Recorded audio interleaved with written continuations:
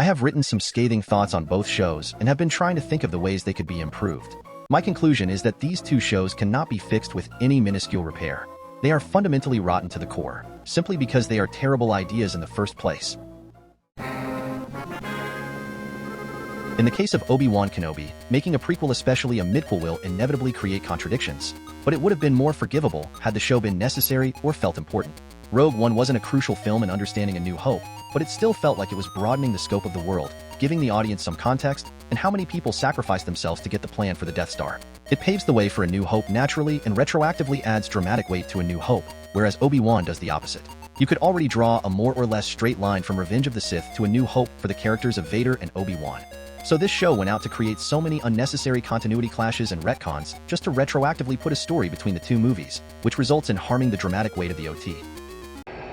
I sense something, a presence I've not felt since that time I ran into Obi-Wan on some planet a few years back, I guess. That boy is our last hope. Aside from the secret network of Jedi everywhere I learned about. Years ago, you served my father in the Clone Wars. And saved me from some weird criminals who kidnapped me when I was 10. Also, I'm not going to tell Luke about this after you die. Obi-Wan Kenobi. Surely he must be dead by now. After he wreaked havoc in the Inquisitor base and escaped.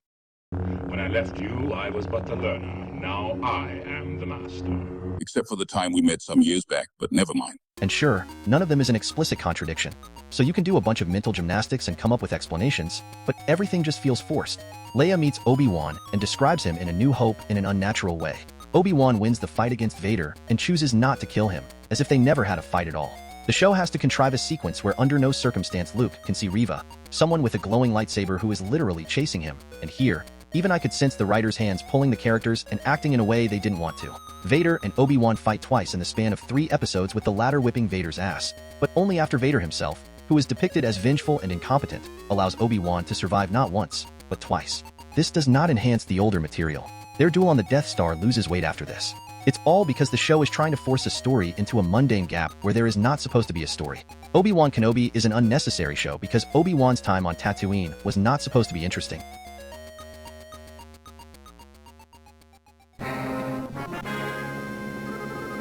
In the case of Ahsoka, for a show titled Ahsoka, there is no reason for this show to be Ahsoka. In order for this show to justify its existence, it should answer this question. What is the point of her character after the OT? Maybe a series devoted to a character study of Ahsoka in the aftermath of Anakin's death, how she feels about the world, how she reacts to the death of Anakin, what she transforms into, if she is still a Jedi, like what she did with Tales of the Jedi. While Episode 5 tapped into that, the story as a whole is not about her nor revolves around her. Ahsoka's portrayal is not the same Ahsoka the audience fell in love with in the Clone Wars, or even Rebels. She is a sanitized, washed-up version of the character, only with the same name. The show misunderstands one of the core appeals of Ahsoka's character, which was that she was Anakin's apprentice, and that makes the audience speculate how she would interact with Vader, but now Vader is gone. She didn't seem to do anything interesting during and after the original trilogy, cast aside from the narrative crux. So what's she doing now in the stories of the post-OT? Stopping Thrawn? She was not even present when Thrawn entered Rebels, so her motivation to stop him is feeble, relying on second-hand accounts. Her conflict is not thematically linked to the pursuit of Thrawn. Rosario Dawson also doesn't care about actually acting Ahsoka's character. The lively Ahsoka from the animated series is gone. The Rebels Ahsoka is more in line with how an eager teenage The Clone Wars Ahsoka would grow up to become a mature, but still, down-to-earth woman who struggles to find the right answers. She isn't a Jedi-like master because she isn't much of a Jedi. The recent live-action Ahsoka comes across as just another Jedi Master, a discerning advisor. She has none of the same personality. For a reason I cannot understand, Filoni turned her into an all-knowing wise sage, who is basically a Luke stand-in. Filoni just can't let go of Ahsoka. She served her purpose in the Clone Wars and Rebels, but now she has to be everywhere. She is in all the shows, the comics, and the books, and she never dies. At this point, she outlives every single prequel-era character now.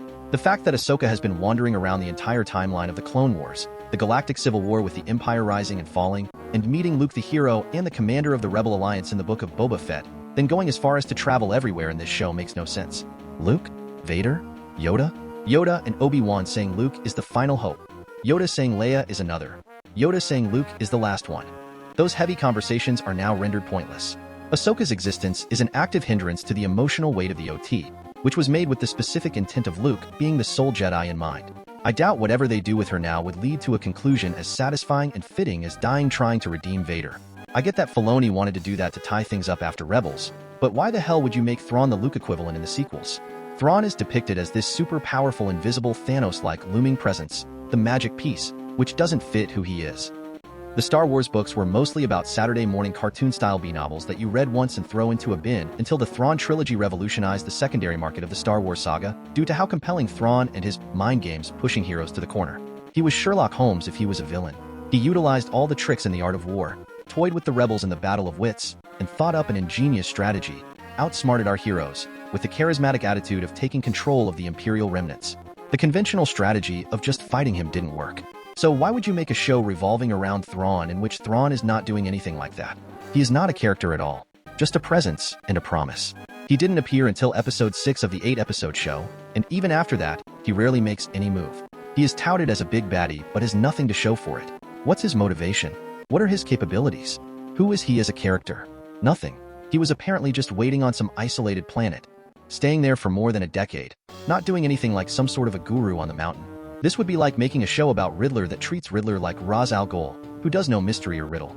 This is enough proof that Filoni is not capable or even interested in telling stories with the level of depth and nuance Timothy Zahn's novels had. It is a show with the galaxy-destroying stakes with the gigantic return of Thrawn, yet the stakes are unclear. The stakes in Andor feel more real and intimate to the characters despite being smaller, like the prison escape and the vault heist, whereas here, it is just all about the anticipation of Thrawn will return, and it never felt tense. All he has is one old-ass Star Destroyer with the frailing stormtroopers, and are you telling me he is going to take over the galaxy with that? Normal people who have not read the Thrawn trilogy, watched Rebels, and have no idea who he is would never be intimidated by this character at all. His "we will be back, guys" passive appearance entirely relies on the legacy reputation from the much better books. I haven't even yet gotten into the other returning characters. Sabine is regressed into a rebellious, edgy teenager, which goes against how she matured by the end of Rebels. She then redoes her arc from the animated show with the live-action actress, which doesn't feel like a natural progression of where Rebels left off. It's like Dave Filoni doesn't watch his shows. Ezra's reappearance also lacks a proper dramatic weight and is insignificant. I have a mountain of criticisms against Hermit Luke from The Last Jedi, but at least he felt like a hermit who was banished for a decade. Old Luke was visually humanized and given new characteristics alongside the focus on body language, whereas Ezra is portrayed as just some guy. While Ahsoka is more serialized out of Filoni's outputs, the plot still feels repetitive. It doesn't feel like not much significance has progressed despite being an 8-episode show. In the first half of the series, the villains talk about how evil they are, and the good guys go somewhere and fail to capture the baddies.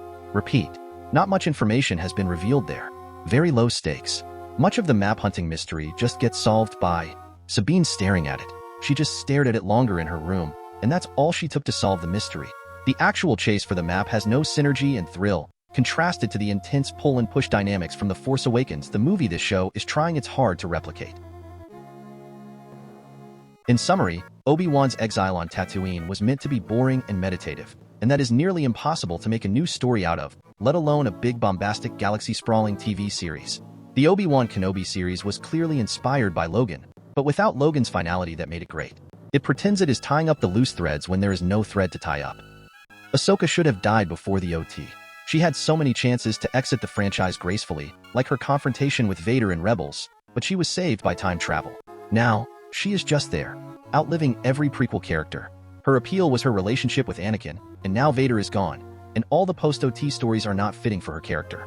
She is in Star Wars from episodes 2 to 9, and the franchise should have put her character to the end a long time ago, which makes me think the Obi-Wan Kenobi series should have been the Ahsoka series. When I say this, I mean the story of Obi-Wan Kenobi, his galaxy-trotting last hurrah of rescuing Leia and his confrontation with Darth Vader would have been way more fitting had it been the culmination of Ahsoka Tano's character. Obviously, you can't just simply switch Ahsoka to the role of Obi-Wan in his show. Not only the significant chunk of that series, but her appearances in The Mandalorian, The Book of Boba Fett, and Rebels would have not existed, but the latter three shows have Ahsoka Tano only because of Filoni's ambition to build his Filoniverse with Ahsoka in the lead, and at this point, I doubt he even has an idea on how to end her character. However, had Filoni been building toward her finale since the Clone Wars era, this could work. Because Ahsoka Tano's entire existence is a loose thread, and the fans have been clamoring to see how she would exit the franchise since her very introduction to the Clone Wars. The appeal of her character is his relationship with Anakin, which was why the best Ahsoka-related post-prequel content was her confrontation with Vader in Rebels. Even then, Rebels had to force Vader to exit the show once Ahsoka met him and escaped because reasons. What's more important than destroying the Jedi that defeated him? She is one of the extreme few that knows who he is. She is the last remnant of Anakin Skywalker's identity that Vader has been trying to get rid of. If anything, Vader would be obsessed with destroying Ahsoka, but Filoni loves to protect his OCs. The Ahsoka and Vader conflict happened over the course of 10 minutes in one Rebels episode, hamstrung everything that could be done. Ahsoka should have died in Rebels to push Vader even further into the dark side. He introduced time travel into Star Wars just to keep her alive, just because she's his favorite, and the enormous financial potential that Ahsoka had outweighed how her death would have benefited the story. As a result, it robbed Ahsoka of possibly the best death she could have had. Merging the Obi-Wan Kenobi show's storyline and her appearance in Rebels would quite work well as one cohesive send-off for Ahsoka's character. The Obi-Wan show already rips off the Ahsoka scene from Rebels, with the Jedi slicing off part of Vader's mask, revealing the disfigured face of Anakin to allow for an emotional conflict between the former friends, with the youthful Anakin's voice mixing with the modulated tones of James Earl Jones. Even the dialogue of Vader reaffirming he destroyed the weak Anakin and his commitment to the dark side is the same. And it is no coincidence that the Rebels scene was handled better. They already used this scene before, and it is less powerful to do this scene again. Also, the galaxy-trotting adventure is more lore-friendly toward Ahsoka's exile than Obi-Wan's, who was stuck on Tatooine overlooking Luke. Ahsoka has no limitation of being a guardian of someone. She is not straight-jacketed by the continuity and the OT. We didn't know what happened to Ahsoka after the prequels, so it is easier to make a new story out of it. You don't need to write the obligated continuity band-aid. Scenes like Obi-Wan asking Leia to promise not to tell anyone else after having the life-changing adventure. Since Rosario Dawson is too old to play a 27-year-old Ahsoka Tano, Laura Harrier, Liz from Spider-Man Homecoming, would play a great live-action version of the character in this age range. Her performance in Homecoming resembles how I imagine a Rebels Ahsoka. The best part of the Disney Plus Ahsoka show was Episode 5 contents. That was the only time when the show was good. The character interactions that have subtlety, decent action choreography, meaningful dialogues, stunning direction, purposeful cinematography, visually humanized characters with the focus on the acting, and imaginative, creative set pieces not seen in Star Wars. It is like a completely different show from the last 4 episodes. With all that said, there is no reason for this flashback to happen there. It doesn't add to the overarching series plot-wise. It is like Dave Filoni wrote this scene first, and then held it until he could use it. The show doesn't really culminate in this sequence. It just happens out of nowhere. And I think I know where this sequence could be slotted in the alternative Ahsoka series. In the Obi-Wan Kenobi show, Part 3 showed Obi-Wan getting thrashed, beaten, and burnt. Obi-Wan lost his shit finding out Anakin is alive, was losing his shit by seeing hallucinations of Anakin, and lost his shit again when he saw what Anakin became, then got his ass kicked by Vader when they fight. The latter 3 of which were under a day's work. Vader broke him, mentally and physically, and Obi-Wan was burnt out, literally. He should be at his lowest point of this show. I thought Obi-Wan's defeat would set the direction of the show, but it turns out it doesn't matter. Part 4 shows his actual burns, and I thought that was it? The characters tell us that he is seriously injured. The moment he is out of the bacta tank, he is up and about. The story glosses it over for the sake of having a fun Star Warsian rescue romp. Obi-Wan is immediately back to his shape, and his fighting and force abilities are better than ever. In Part 3, Obi-Wan was scared to light his lightsaber, and did it in a moment of weakness after getting scared. Here, he does it as if he never stopped being a Jedi Knight. There was no point in having Vader defeat him, given how quickly the show moves on from it. It is as if there is an entire episode missing between Part 3 and 4. Part 4 is a heist episode that doesn't feel relevant to the bigger themes poised in this show. There has been only one real goal: rescue Leia. That's it. There should be much more they should be exploring. Skipping Obi-Wan's character development and having him saunter into the Inquisitor base without any difficulty reeks the result of that rewriting job Disney mandated because they felt the show was too dark. The problem is that Disney learned the wrong lessons from The Mandalorian and applied the same formula to the Obi-Wan Kenobi series. They chose to take on this story that calls for some serious angst and internal struggle, but they are unwilling to give it the depth it deserves because they don't want to stray away from the fun adventure Disney Plus show at the same time, even when they don't have enough budget to do it correctly. I had wished for this series to take a step back and slow down a bit. This show is at its best when it is at its slowest. The first episode was the best one in the series because it was most character-driven. It delved into Obi-Wan's trauma and how Anakin's death affected him. We had a frantic, action-packed third episode, and Obi-Wan getting burnt and defeated was a perfect opportunity for the writers to slow down to give some breathing room. If I were to make this show into the Ahsoka series, this is where we can give Episode 5 the Clone Wars flashback, without the world between worlds framing device. Hayden Christensen's Anakin appears, resembled the Clone Wars Anakin. That mixed with the dreamlike direction to the battle sequences, almost like shifting between the characters, making Ahsoka and the audience confused it's all real or fake. Then Ahsoka awakes from her dream and finds herself in the Bacta tank. She comes out of the Bacta tank the moment she awakes because she can't waste time to rescuing Leia, but she can't go anywhere. Emphasize Ahsoka's injuries, which should be way worse than how they were depicted in the show, so that she has to stay in the rebel hideout longer. Here, give the character a moment of reflection. Ahsoka contemplates herself for his failure of losing Leia and questions if she is still worthy of being a Jedi. Give her time to make peace with the past. She affirms she is still a Jedi and always will be. Then we have getting into a shape moments from the Man from Nowhere in Max Payne 3. She readies herself, determined to get back to her shape as a Jedi, a payoff of the thematic question raised in the very first episode. We get a montage of Ahsoka training. She gets in touch with the Force and lightsaber, have her deal with her trauma, overcome that, and train to get back in form, and come back as the Jedi to get to the Imperial Fortress. Obviously, the stakes have to be changed to accommodate the training time the character needs to prepare herself. Instead of the impenetrable Inquisitor base that doesn't have air defense, water defense, proper surveillance, or anything, have Leia captured in a more normal Imperial outpost, so it makes sense for a rescue like this. Meanwhile, Leia can fool the Imperials to delay the time for them to discover her identity and call the Inquisitors. This confrontation also left Vader in a similar situation. If you want to bring Ewan McGregor as his final Obi-Wan performance, you can recreate that scene from the deleted Crystal arc from the Clone Wars in which Obi-Wan and Anakin talk about Ahsoka leaving the Jedi Order and Anakin asks him, "How well would you sleep knowing I failed you?" That should be Vader's flashback in his Bacta tank. That would have been a perfect opportunity to recreate that scene in live action with Hayden Christensen and Ewan McGregor, with the de-aging touch-ups, and integrate it into this story. This way, the emotional growth we do see has room to breathe, unlike in the Disney Plus show where we are quickly moved on to the next scene. Let the characters breathe without relying on another bad guy versus good guy fight scene. This is the series that could have benefited from being a smaller drama with subjective visual storytelling exploring the character's psychosis, guilt, and internal journey. Go for the minimalistic approach. Ahsoka's character needs to be crafted by using creative and different means. Cinematography, sound, visuals, pacing, and voice all go hand in hand to make the character feel real.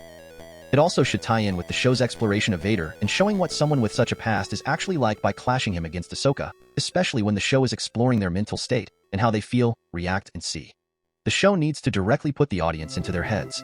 Give us a closer look into the character transition of the protagonist, making the audience wonder about what could make someone like a terrified, defeated man like him into a hopeful self in A New Hope. Cut a bunch of unrelated side plot lines and focus on what matters. We don't need Reva. Instead of Reva, Leia should have been a character to motivate the protagonist's growth, so that Leia has a point in existing in this show beyond the surface plot reason. I can very much imagine this show directed in the raw style of Children of Men, with Ahsoka traveling with Leia into some insane scenarios on a war-torn planet, building an intimate mother-daughter relationship, with Vader acting as Anton Chigurh looms behind them like a chase plot from No Country for Old Men. If the confrontation between Ahsoka and Vader resulted in Ahsoka's death, that would add lots of weight. That fight would have been consequential. Ahsoka should have died here, sacrificing herself so Leia could live in an emotional climax. I can imagine a bittersweet ending akin to the finale of Cowboy Bebop. Although she dies, she contends that hope lives with the Skywalkers. Her death would shake Vader to his core and play a role in his turning from the dark. You can even imply this experience is the reason why Vader wanted Luke to join his side rather than outright killing him, and eventually culminated in him betraying Sidious in Return of the Jedi.